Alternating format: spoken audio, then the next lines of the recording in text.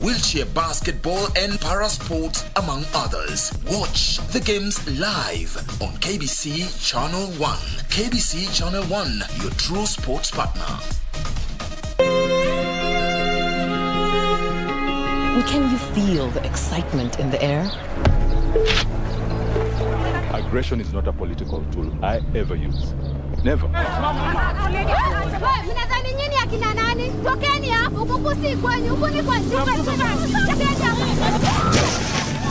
Hey, Buddha, tulia.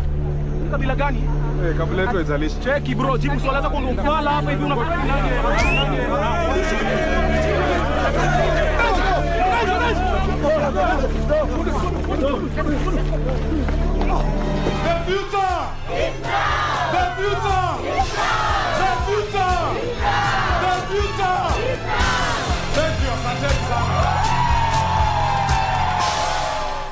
Hey Ali, I heard you escaped from the Al-Shabaab. How did you end up there? Well, a friend of mine, Juma, promised me that I could get a good job. And since I was jobless, I thought, why not? So one day I met a contact who organized for my transport. And upon arrival, he took me to my new place of work. But as we went, I realized something was wrong. Where exactly are the offices? Don't worry about that. You will soon find out. Next thing I knew, I was apparently recruited to fight for Al-Shabaab. Something I was not prepared for. It was evil. After a few days, I couldn't take it anymore. This is not what I signed up for. Manze, I just decided to run away. And that's when you came here to the youth center, eh? Yes, they helped me to overcome the trauma. I was granted amnesty and then cancelled by NCTC. Now, I work here as a volunteer to help others just like me. This message is brought to you by the National Counter-terrorism Center, Kenya.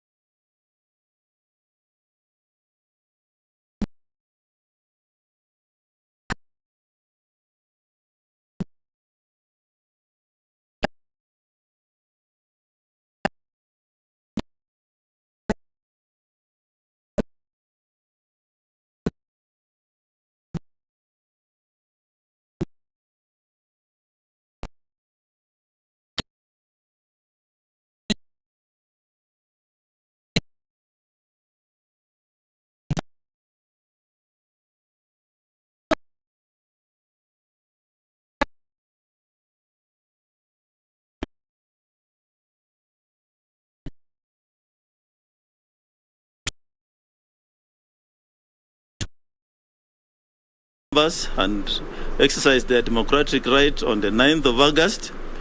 While addressing members of the press in Nairobi, the duo flanked by Director of Criminal Investigations DCI George Kinoti urged Kenyans to become. It also come to our attention that there are some people who are going around in a few areas buying IDs from voters.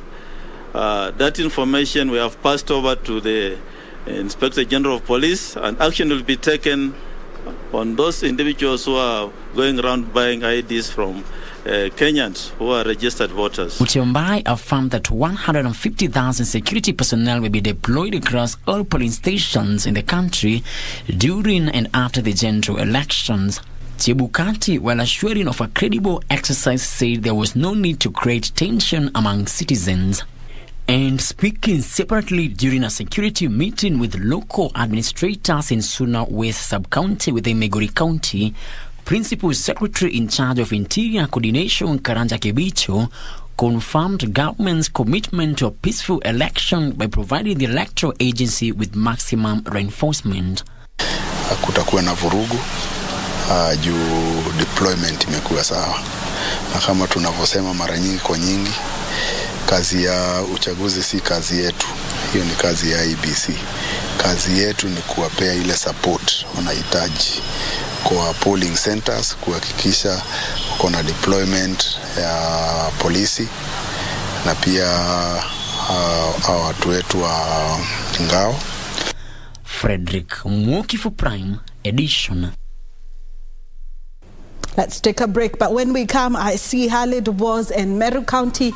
He has the details on the deputy president and his campaigns in Meru. That and more coming up shortly.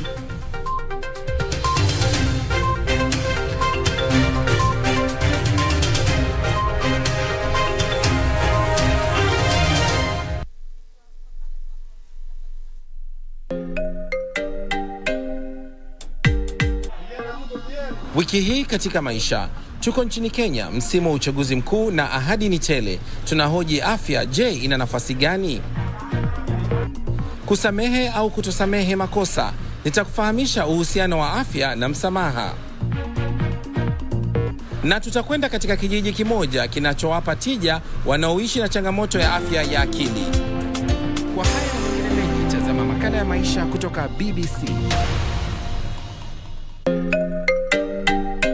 Kupata ulimi na mafikira kama skiza tune kwenye simu yako, bonyeza *811 *815 #. Hey, my friend, ulimi ni kama msumari na mafikira ni kama nyundo. Hizo vitu mbili zikishikana, zinaweza jenga ama zinaweza bomoa. Haki na sita tafadhali. Hebu fikiria hiyo kitu nataka kuniambia kabla nishike hii simu. Kama unataka kunibomoa, toa hiyo simu kwa masikio. Unaona hiyo kitu ya red?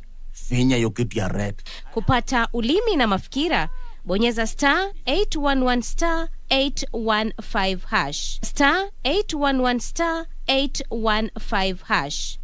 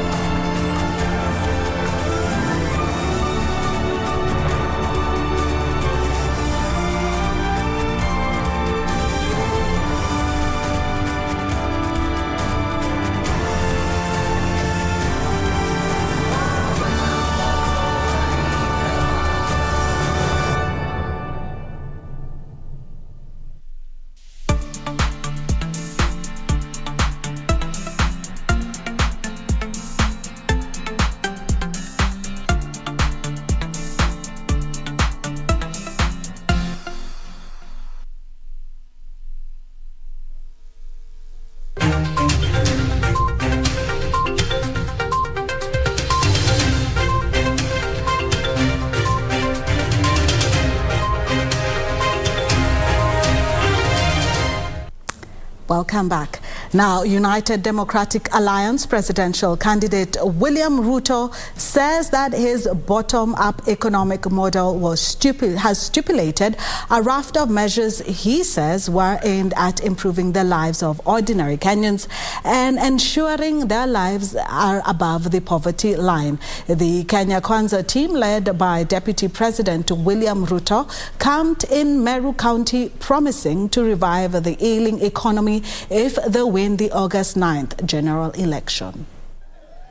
With 11 days to the August polls, the political class are on the home stretch as they woo voters to their side. Deputy President Dr. William Ruto led the Kenya Kwanza Brigade in a campaign trail to woo voters in counties of Meru, Embu and Tharaka Nithi. Ruto urging Kenyans to make a choice that will liberate them from issues facing them 59 years after independence by offering equal opportunity for everyone. Tarehe 9 mwezi wa 8 ile manifesto tumepanga, tumesema agenda yetu number 1, tunapunguza gharama ya maisha kwa kusaidia mkulima, tupunguze gharama ya mbegu, tupunguze mbolea kutoka 7,000 mpaka shilingi 2,000, tuzalishe chakula ya kutosha ndio tuweze kuondoa aibu ya njaa katika taifa letu la Kenya. The DP said the Kenya Kwanza Alliance has a Marshall Plan that will help create employment for the youth. Sisi tumesema tunaweka hazina maalum ili tuinue kila Mkenya kutoka chini tuende juu tukiwa pamoja. Kutoka bottom. Leaders who accompanied him urged the electorate to vote for their presidential candidate, claiming he has a good agenda for Kenyans. Twende kwa debe, tuchague rais ambaye amelala njaa, ambaye amepitia shida zile wananchi wa kawaida wanapitia, ambaye ametembea bila viatu, ambaye anaelewa shida ya Mkenya, na huyu si mwingine ni William Samoei. Hapa Tharaka tumeamua kura ni ya William Samoei.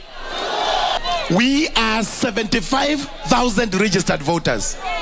Tunakupea 70,000. Hii 5 ni vile utu watakosa, wengine wamekufa.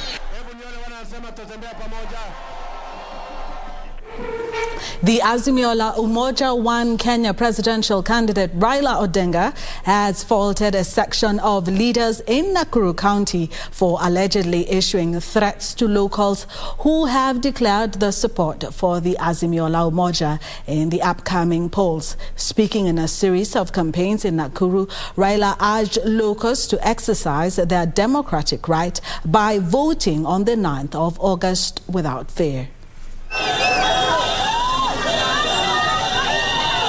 The Azimio la Umoja Brigade Thursday took their charm offensive to Nakuru County.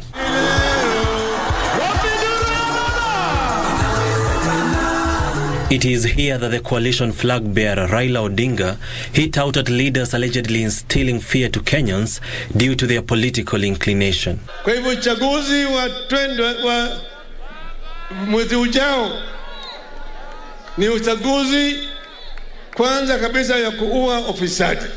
Ndio sababu leo tunatangaza hapa vita dhidi ya ufisadi. Ni timu gani unaweza amini? Ni Raila au ni wale wengine? Kwa hivyo pigia kura wale unaamini, na ni Baba na Martha. Baba na Martha. Raila, who made inroads in Elbagon, Njoro, Shabab, Kaptembo and Kisulisuli as he seeks to consolidate his support base, has introduced an initiative termed as Rauka Movement that will be used to woo locals to vote him in the upcoming polls.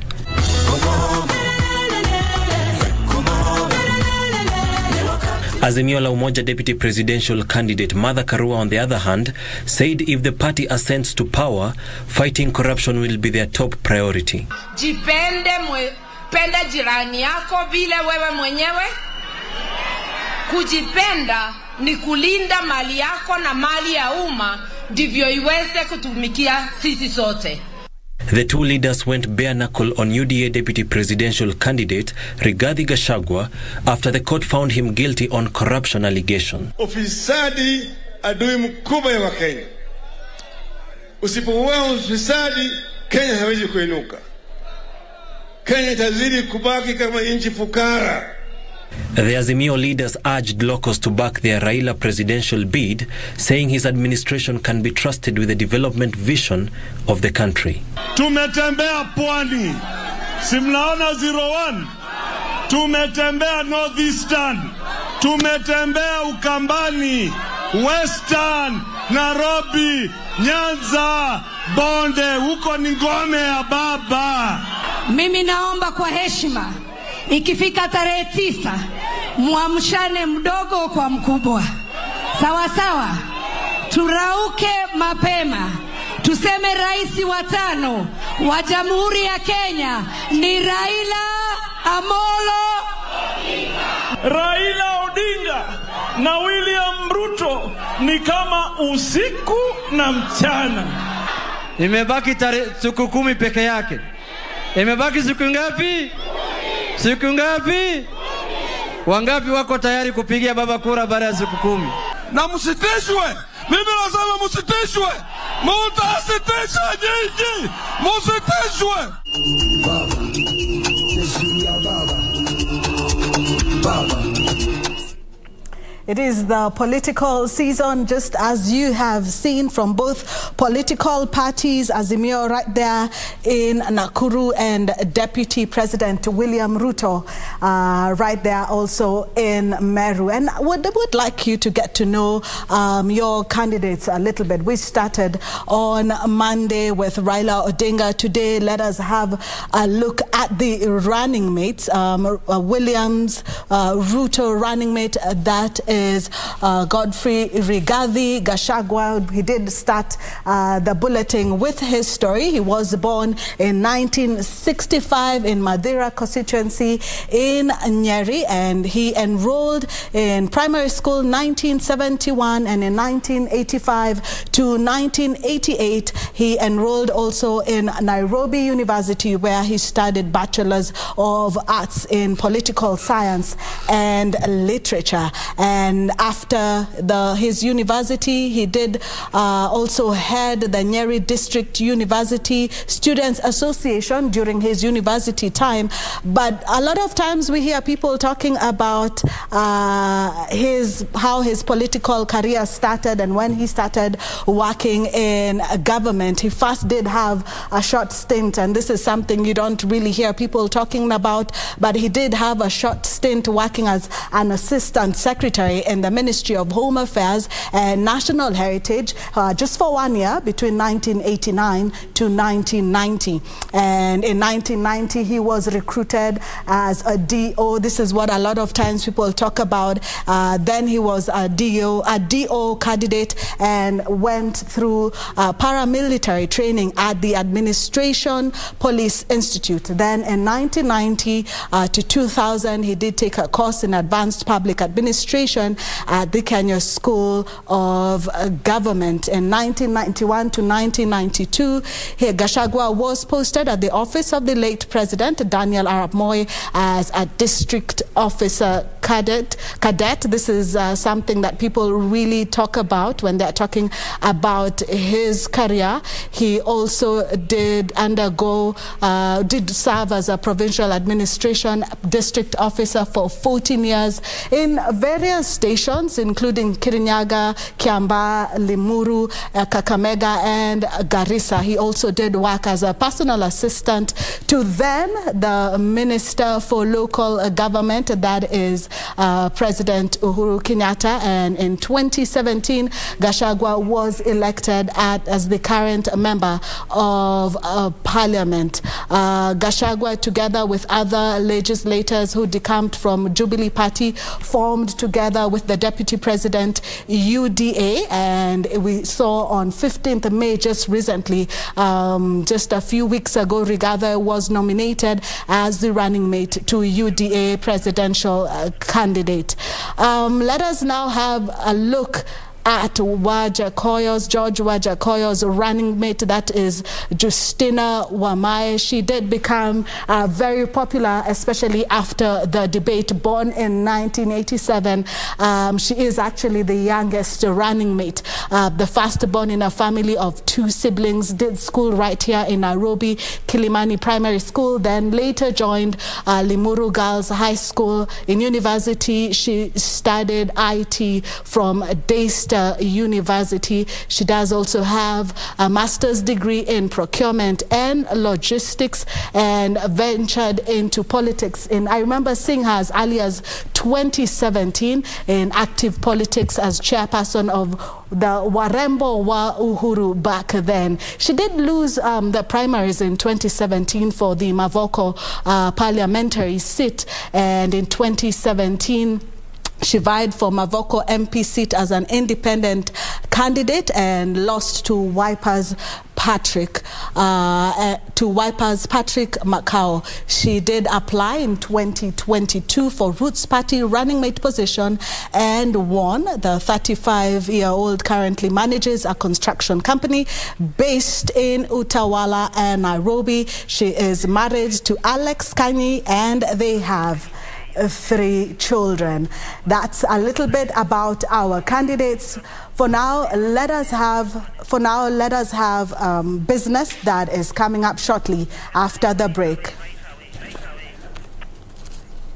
Okay, time for business. We won't be taking that break. Instead, we will take up the business stories for you for the day, where Kenya and the United Arab Emirates have started talks on an economic partnership agreement that involves a number of sectors such as the digital space, tourism and pharmaceutical in efforts to grow trade volumes. Trade Cabinet Secretary Betty Maina says that apart from the economic partnership agreement, it involves Kenya using the United Arab Emirates as an export corridor for horticultural produce. In 2021, Kenya exported goods worth 34 billion shillings to the United Arab Emirates, while imports from the Middle East nation increased 93.5% to 141 billion shillings on account of shipment of petroleum products. Kenya and the United Arab Emirates have started economic partnership agreement talks involving renegotiation of trade tariffs, elimination of double taxation in efforts to boost trade. We have concluded double taxation agreement with the United Arab Emirates. So we believe we have the building blocks that will support businesses, Kenyan businesses, UAE businesses. Kenya is seeking to leverage the United Arab Emirates as a re-export corridor for horticulture produce, while the Middle East nation plans to use Kenya as a launchpad to the larger East African market. As part of our diversity and our trade and investments, we're looking at Kenya as one of the huge market potential for the UAE to penetrate the African market with the agreements that you mentioned, the African continent free trade agreements, the EAC agreements. I think we really need to expand our footprint into such a large market. It's a large consumer base, and therefore it's really critical that Kenya is present. It imports a lot of things that Kenya makes. Talks with the UAE comes weeks after Kenya signed a deal with Saudi Arabia involving importation of cheaper fuel in a bid to lower pump prices. Benson Droba reporting for Prime Edition. The economy is projected to grow by 5.4% in the second half of the year, driven by wholesale and retail trade, manufacturing and services sector. This is according to Central Bank Governor Dr. Patrick Njoroge, who has brushed aside concerns about the upcoming general election affecting the economy. The economy is expected to remain resilient, to expand 5.4% between this month and December as output rises. Central Bank Governor attributes the projected strong performance of the economy to growth in the wholesale and retail trade at 20%, manufacturing at 28%, and accommodation and food services sector. That notwithstanding, the leading indicators for Q2 point to continued good performance, even against the uncertainties for the related to, let's say, the political calendar. And I think taken together and looking at various indicators, the economy is expected to remain resilient in 2022 at 5.4%. That is our current estimate. On subsidies, Dr. Patrick Njoroge noted that while the intervention deployed by the government to address the cost of living is a welcome move, the sustainability highly depends on the fiscal space that is available, adding that in the long run, the interventions are not feasible. So it's an expenditure that is for these subsidies, which has to be balanced against other expenditures. And that's why in the long run, it is not viable. He allayed concerns over a shortage of small notes, saying in July alone, CBK supplied the notes of 100 shillings worth 2.1 billion shillings. Caroline Jenga for Prime Edition.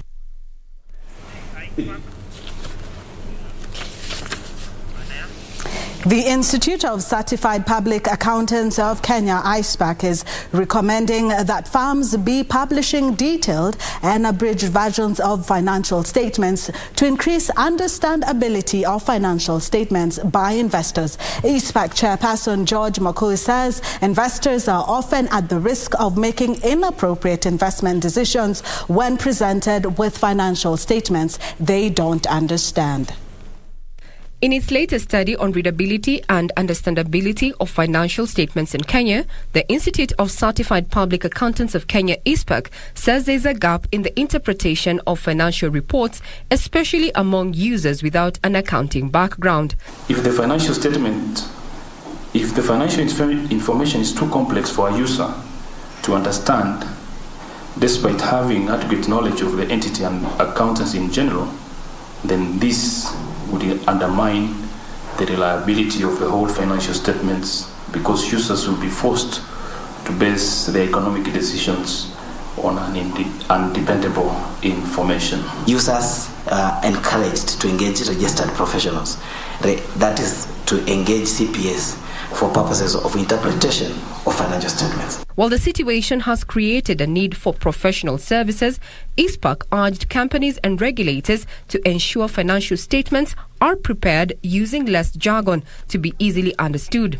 This will in turn guarantee true and fair review of financial statements to the readers in a complete manner for informed choices. ICPAC is calling on its members to prepare financial statements for companies to publish 2 sets of financial statements comprising a simplified version and a detailed report. ICPAC is also calling for enhanced financial literacy training. Okay,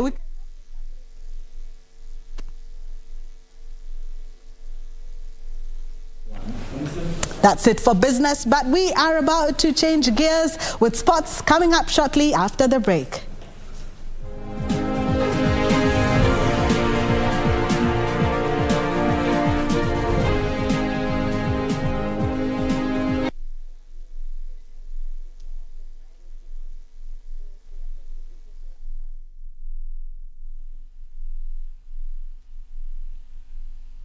The 2022 Commonwealth Games will be hosted in Birmingham, United Kingdom from the 28th of July through the 8th of August 2022.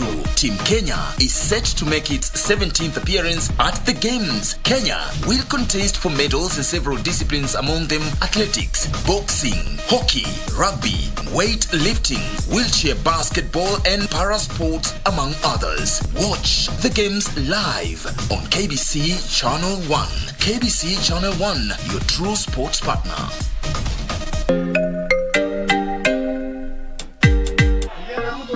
Wiki hii katika maisha, tuko nchini Kenya, msimu wa uchaguzi mkuu na ahadi ni tele. Tunahoji afya, je, ina nafasi gani? Kusamehe au kutosamehe makosa? Nitakufahamisha uhusiano wa afya na msamaha. Na tutakwenda katika kijiji kimoja kinachowapa tija wanaoishi na changamoto ya afya ya akili. Kwa haya na mengine mengi, tazama makala ya maisha kutoka BBC.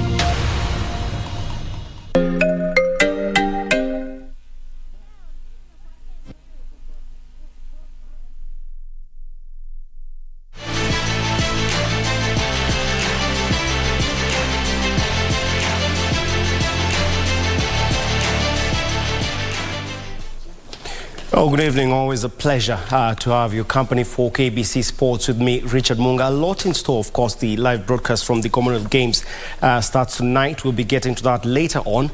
But first, on to a top story tonight, whereby Maxine Wahome is the LGS Check Sports Personality of the Month for the month of June. Rather, the trailblazing Kenyan lady driver achieved the feat after becoming the first ever African woman to win the WRC3 category during the WRC Safari Rally that was held in Kenya, of course. That was last month.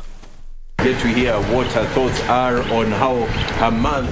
Maxine Wahome has been named the Sports Personality of the month of June. Wahome's winning performance was made all the more impressive by the fact she had never driven a Ford Fiesta Rally 3 car on gravel before the fabled Kenyan fixture. The consistency is key. If you're willing to do something, you focus and be consistent in it. If you really love it, that's how I've done it. I've been consistent with every sport that I've done. So from bikes, I always knew eventually I'd want to move on to 4 wheels. So being consistent with my performance and my workouts and everything, eventually I made it here and made history. What's more, her success shot the 26-year-old not only to national limelight, but global fame, with her achievements recognized by none other than 7-time Formula One world champion Lewis Hamilton.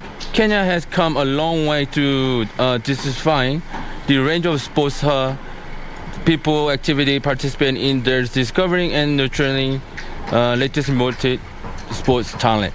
You can see the setting is a rally setting, so we are in motocross and we are happy to be here, and we've been very gender sensitive if you've been observing. It is not easy to win this award if you've been following also, because athletics has been one of the main competitors, but we are happy that we've gone across all the sports. The year 2022 has by and large played out as a season of possibilities for women drivers, with co-driver Isabel Galmiche guiding legend Sebastian Loeb to the season-opening WRC Monte Carlo victory earlier this year, the last time a lady driver was part of a rally-winning overall crew. To win the monthly award, Maxine beat